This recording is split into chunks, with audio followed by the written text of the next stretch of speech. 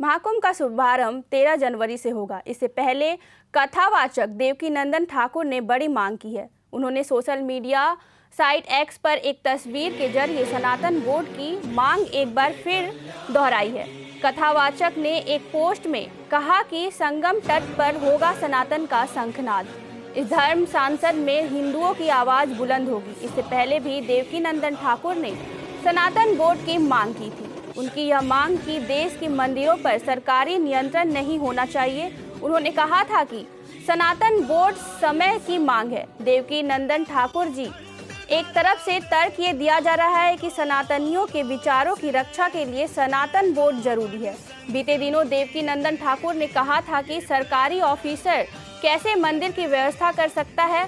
गुरुकुल परंपराओं को पुनः जीवित करने के लिए भी सनातन बोर्ड का गठन चाहिए। उनका दावा है कि सनातन बोर्ड के माध्यम से धर्म परिवर्तन रुक सकेगा, क्योंकि घटता हुआ हिंदू भारत के लिए खतरा है। इसलिए हिंदुओं को आगे बढ़ना चाहिए। मैं आप सभी से एक बात कहना चाहता हूं, कई चीज़ों को बहुत सीरियसली लेना चाहिए और कई चीज़ों को मजाक में उड़ा देना चाहिए। पर हम लोग क्या करते हैं, कई बार सीरियस बात को भी मजाक में उड़ा देते हैं।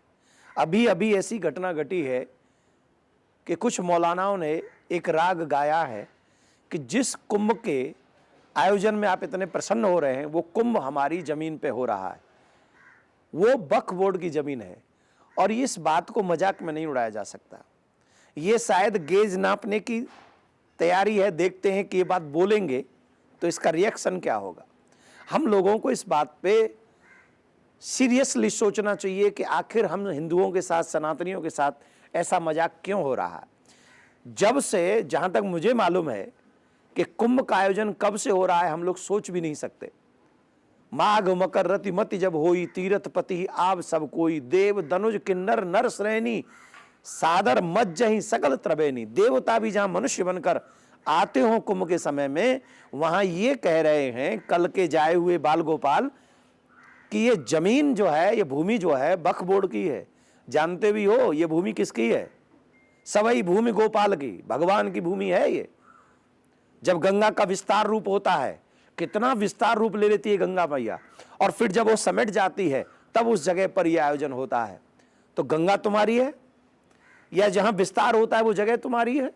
कौन सी जगह वक्फ बोर्ड की है? अरे अब तुम गंगा को भी मानने लग गए क्या? गंगा को मान रहे हो, जमुना को मान रहे हो, सरस्वती को मान रहे हो, पृथ्वी को मान रहे हो, तो सनातन को भी मान लो।